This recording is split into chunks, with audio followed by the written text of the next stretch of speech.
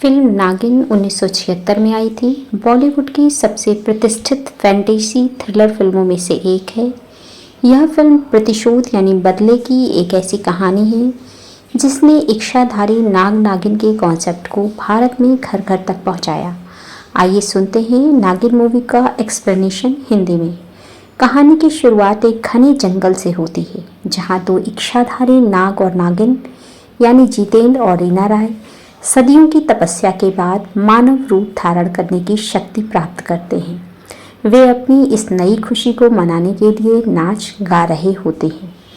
उसी समय दोस्तों का एक समूह जिसमें सुनील दत्त, फिरोज खान, संजय खान, विनोद मेहरा और कबीर बेदी, साथ ही में अनिल धवन भी शामिल हैं, जंगल में शिकार खेलने के लिए आते हैं।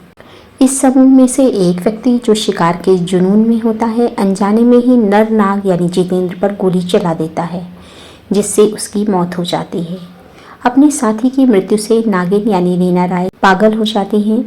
इच्छाधारी नागिन होने के नाते उनकी आंखों में अपने प्रेमी के हत्यारों की तस्वीरें कैद हो जाती हैं और वह कसम खाती हैं कि वह उन सभी दोस्तों को एक एक करके खत्म कर देंगी जिन्होंने उनके साथी की जान ली है। यहाँ से फिल्म एक सस्पेंस थ्रिलर का रूप ले लेती है।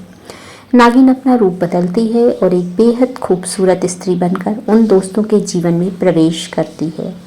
वह अपनी मायावी शक्तियों का उपयोग करके उन्हें ऐसी स्थितियों में फंसाती है जहाँ वे अकेले हों और फिर वह उन्हें डसकर मौत के घाट उतार देती है। एक एक करके कई दोस्त मारे जाते हैं और जीवित बचे दोस्तों में डर का माहौल पैदा हो जाता है। जैसे जैसे फिल्म आगे बढ़ती है, बचे हुए दोस्तों को एहसास होता है कि उनके पीछे कोई साधारण इंसान नहीं बल्कि एक प्रतिशोधी नागिन है। वे खुद को बचाने के लिए कई उपाय करते हैं, लेकिन नागिन की चालें उनसे कहीं अधिक तेज होती हैं। फिल्म का संगीत और बीन की धुन दर्शकों के मन में खौफ पैदा करने का काम करती है। फिल्म का क्लाइमैक्स बेहद रोमांचक और भावनात्मक है।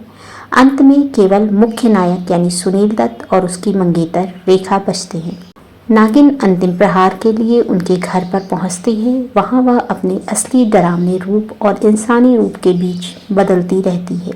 घर के अंदर एक जबरदस्त टकराव होता है। अंतिम लड़ाई के दौरान नागिन को एहसास होता है कि जिस व्यक्ति को वह मारना चाहती है उसने वास्तव में जानबूझकर उसके प्रेमी को नहीं मारा था, बल्कि वह तो एक दुर्घटना थी, लेकिन उसका प्रतिशोध उसे अंधा कर चुका होता है।